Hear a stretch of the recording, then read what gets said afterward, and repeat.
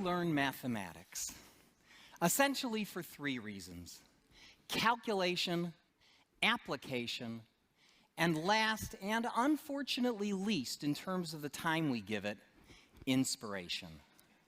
Mathematics is the science of patterns, and we study it to learn how to think logically, critically, and creatively.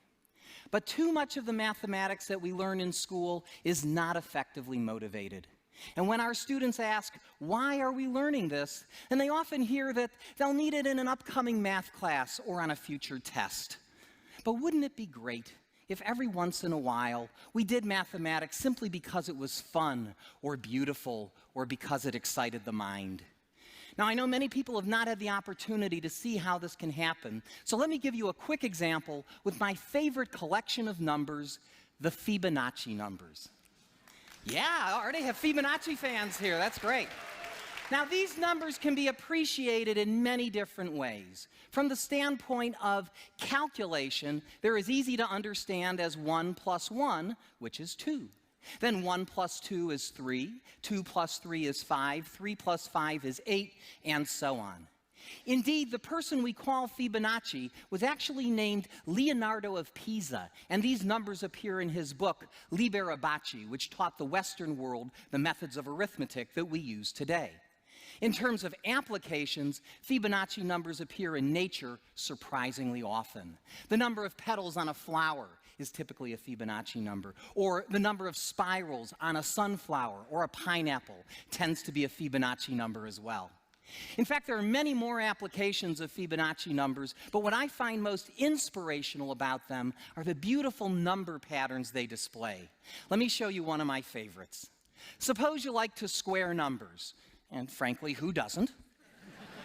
Let's look at the squares of the first few Fibonacci numbers, okay? So 1 squared is 1, 2 squared is 4, 3 squared is 9, 5 squared is 25, and so on. All right, now, it's no surprise that when you add consecutive Fibonacci numbers, you get the next Fibonacci number, right? That's how they're created. But you wouldn't expect anything special to happen when you add the squares together. But check this out. 1 plus 1 gives us 2, and 1 plus 4 gives us 5. And 4 plus 9 is 13, 9 plus 25 is 34, and yes, the pattern continues. In fact, here's another one. Suppose you wanted to look at adding up the squares of the first few Fibonacci numbers. Let's see what we get there. So 1 plus 1 plus 4 is 6. Add 9 to that, we get 15. Add 25, we get 40. Add 64, we get 104. Now look at those numbers. Those are not Fibonacci numbers, but if you look at them closely, you'll see the Fibonacci numbers buried inside of them. You see it? I'll show it to you. 6 is 2 times 3, 15 is 3 times 5, 40 is 5 times 8, 2, 3, 5, 8. Who do we appreciate? Fibonacci, of course. Now, as much fun as it is to discover these patterns, it's even more satisfying to understand why they are true. Let's look at that last equation. Why should the squares of 1, 1, 2, 3, 5, and 8 add up to 8 times 13? I'll show you by drawing a simple picture.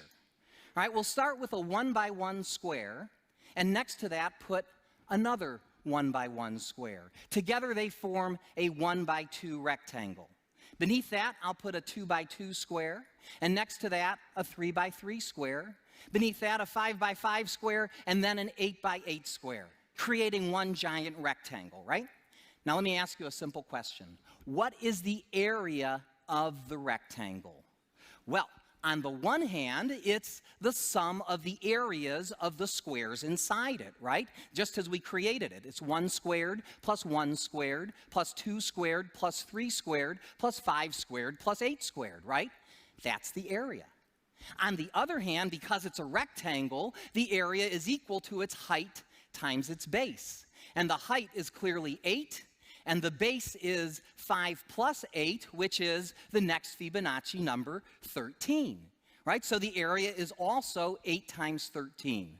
Since we've correctly calculated the area 2 different ways, they have to be the same number. And that's why the squares of 1, 1, 2, 3, 5, and 8 add up to 8 times 13. Now, if we continue this process, we'll generate rectangles of the form 13 by 21, 21 by 34, and so on. Now, check this out. If you divide 13 by 8, you get 1.625. And if you divide the larger number by the smaller number, then these ratios get closer and closer to about 1.618, known to many people as the golden ratio, a number which has fascinated mathematicians, scientists, and artists for centuries. Now, I show all this to you because, like so much of mathematics, there's a beautiful side to it that I fear does not get enough attention in our schools. We spend lots of time learning about calculation, but let's not forget about application, including perhaps the most important application of all, learning how to think.